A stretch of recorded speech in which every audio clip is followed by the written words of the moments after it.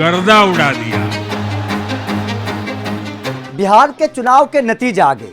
इन चुनाव के नतीजों के बाद एसआईआर की बड़ी चर्चा हो रही है और यह कहा जा रहा है कि एसआईआर ने बिहार के चुनाव की रणनीति पूरी तरीके से बदल दी।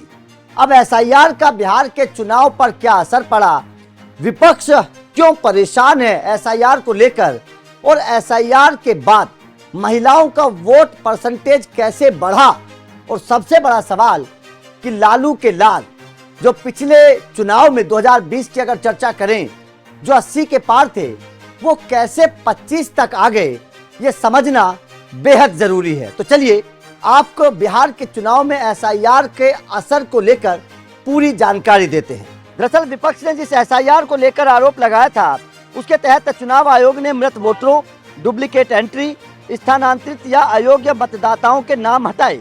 इससे कुल मिलाकर 47 लाख नाम कटे, जो बिहार के करीब 6% वोटर के माने जाते हैं, जिसकी वजह से कुल मतदाता 7 करोड़ 89 लाख से घटकर 7 करोड़ 42 लाख रह गए। यह प्रक्रिया जून से सितंबर 2025 में चली थी और सुप्रीम कोर्ट में इसको चुनौती भी दी गई थी। लेकिन अगर एसआईआर को देखें, एसआईआर के बाद अगर महिला और पुरुष वोटरों के मतदान को देखा जाए कितने फीसदी हुआ, तो यार जाहिर तौर पर एसआईआर के बाद अगर बिहार को देखें तो बिहार में महिला वोटरों का बढ़ना जाहिर तौर पर यह साफ संकेत दे रहा है कि बीजेपी या फिर एनडीए को इतना बम्पर बहुमत कैसे मिला। अब महिलाओं के वोटों को भी अगर परसेंटेज के हिसाब से समझने की कोशिश करें तो कुल मतदान प्रतिशत 67.13 रहा। रिकॉर्ड 1951 के बाद सबसे ज्यादा ये प्रतिशत रहा। अगर लिंग के अनुपात में देखें तो महिलाओं का 71.6%, पुरुष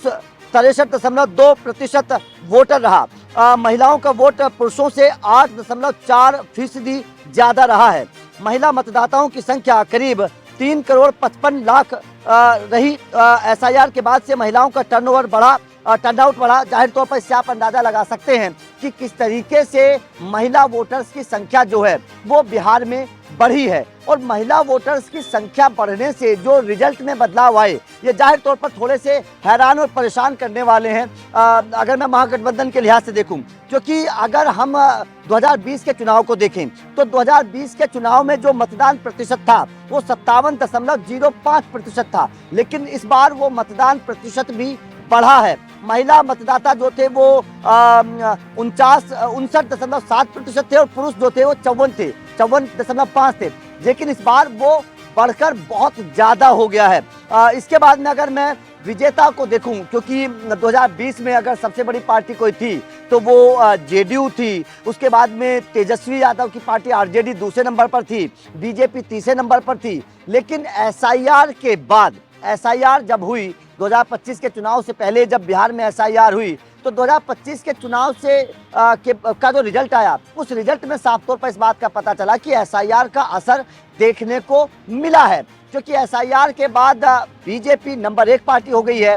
जेडीयू जाहिर तौर पर पिछली बार भी लगभग उतनी सीटें थी, इस बार भी लगभग उतनी सीटें ली है, दूसरे नंबर की पार्टी है। लेकिन जो सबसे बड़ा झटका लगा है वो लगा है आरजेडी को, और यहाँ पर ही सबसे बड़ा खेल माना जा रहा है। क्योंकि इस तरीके का अंदेशा जताया जा रहा है कि जो एसआईआर के बाद जो वोट कम हुए, उन वोट जो कम हुए उस पर उसका सबसे बड़ा असर जो पड़ा वो आरजेडी के ऊपर पड़ा, तेजस्वी यादव की पार्टी के ऊपर पड़ा। क्योंकि 25 पर आकर सिमट गई है वो आरजेडी, जो आरजेडी 80 से ऊपर रहा करती थी, बिहार की सबसे बड़ी पार्टी हुआ करती थी, वो एसआईआर के बाद सिमट कर 25 सीटों पर आ गई है। अगर एक सीट कम हो जाती तो विपक्ष के नेता के तौर पर तेजस्वी यादव बैठ भी ना पाते, उनको वो जिम्मेदारी भी ना मिल पाती। लेकिन जाहिर तौर पर इससे आप अंदाजा लगा सकते हैं कि जिस एसआईआर का विरोध विपक्ष आखिर क्यों विरोध कर रहा था, ये बात समझनी बेहद जरूरी है कि आखिर विपक्ष जो था वो क्यों एसआईआर का विरोध कर रहा था। क्यों कांग्रेस पार्टी लगातार वोट चोरी के आरोप लगा रही थी,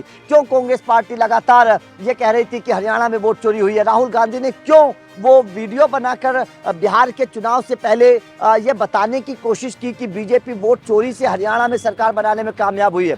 दरअसल कांग्रेस को और या फिर आरजेडी की मान लीजिए, या फिर कह सकते हैं कि पूरे विपक्ष को, महागठबंधन को बिहार में इस बात का डर था और इस बात का अंदेशा था, क्योंकि एसआईआर लागू हो चुकी थी तो इस बात का अंदेशा था कि बिहार में एसआईआर के बाद उन्हें करारी शिकस्त मिलने वाली है। इस बात का अंदेशा पूरे विपक्ष को था, पूरे महागठबंधन को था। इसी बात को ध्यान में रखते हुए राहुल गांधी ने हरियाणा को रिलेट करके वो वीडियो बनाई। इसी बात को ध्यान में रखते हुए तेजस्वी लगातार एसआईआर का विरोध करते रहे। इसी बात को ध्यान में रखते हुए ममता दीदी बंगाल में यात्रा निकालने पर लग जाती हैं। इसी बात को ध्यान में रखते हुए अखिलेश यादव कह देते हैं कि हम यूपी में एसआईआर लागू नहीं होने देंगे, क्योंकि उनको पता है कि जो फर्जी वोट है, जो गलत तरीके से वोट डालकर ये पार्टियां जीत हासिल करती हैं, वो फर्जी वोट तो एसआईआर के बाद हट जाएगा। गलत दस्तावेजों से जो वोट बने हैं वो हट जाएंगे।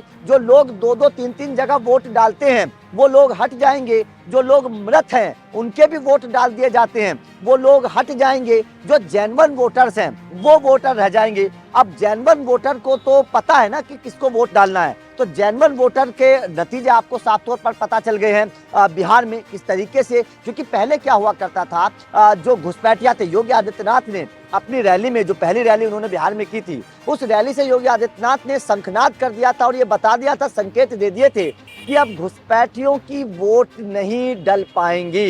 एसआईआर के बाद ये साफ हो चुका है कि जो इंसान बिहार का है ही नहीं, जो इंसान उत्तर प्रदेश का है ही नहीं, या फिर जो इंसान मृत हो चुका है, मर चुका है, या फिर जो इंसान दिल्ली में भी वोट डाल रहा है, वो इंसान बिहार में वोट क्यों डालेगा। तो इस तरीके की जो पहले घपलेबाजी चल रही थी वोट के मामले में, वो अब नहीं हो पाई। और नहीं हो पाई तो बिहार में आरजेडी किस तरीके से औंधे मुंह गिर गई, ये पूरे दुनिया ने देखा, पूरे भारत ने देखा, हर किसी ने देखा कि आरजेडी जो अपने आप को सबसे बड़ी पार्टी बनाने का दम भरती थी, बिहार में हमेशा रही है, वो इस तरीके की वोटर्स के आधार पर रहती थी। लेकिन जैसे ये एसआईआर लागू हुआ और जैसे ये फर्जी वोटर्स हटे, आरजेडी 80-85 से कहां पर आ गई, 25 पर आ गई। तो इस बात का आप अंदाजा लगा सकते हैं कि फर्जी वोटर्स ये वैसे ही नहीं बोलते थे। बीजेपी वैसे ही एसआईआर को लागू करने के लिए बात नहीं कर रही है। बीजेपी को इस बात का पता था, ग्राउंड जीरो पर जाकर बीजेपी को इस बात का अंदाजा लग गया था कि फर्जी वोटर्स का कितना बड़ा योगदान होता है इन विपक्षी पार्टियों की जीत में। इस बात का अंदेशा लग चुका था और उसी पर काम किया गया। चुनाव आयोग ने एसआईआर लागू किया, एसआईआर लागू हुआ तो आपका उसका नतीजा पूरी हर किसी के सामने है, किस तरीके से 80-85 सीटों वाली आरजेडी 25 पर आकर सिमट गई है। तो जाहिर तौर पर एसआईआर अब एक ऐसा खौफ बन चुका है विपक्ष के नेताओं के बीच या विपक्षी पार्टियों के बीच, जिस खौफ का तोड़ अब नहीं निकाल पा रही है पूरी विपक्ष। आप कांग्रेस को देख लीजिए, हरियाणा में कैसे हार मिली, बिहार में क्या हालत हो गई कांग्रेस की। आप आरजेडी को देख लीजिए, अखिलेश डरे हुए हैं, ममता की बारी है। लेकिन जेन्युइन वोटर्स को देखिए ओवैसी क्यों नहीं डरे। एसआईआर से ओवैसी भी तो डर सकते थे, लेकिन ओवैसी क्यों नहीं डरे, चिराग पासवान क्यों नहीं डरे, क्योंकि उनके जेन्युइन वोटर थे। ओवैसी की 5 सीटें पहले भी आई और 5 सीटें अब की बार भी आई।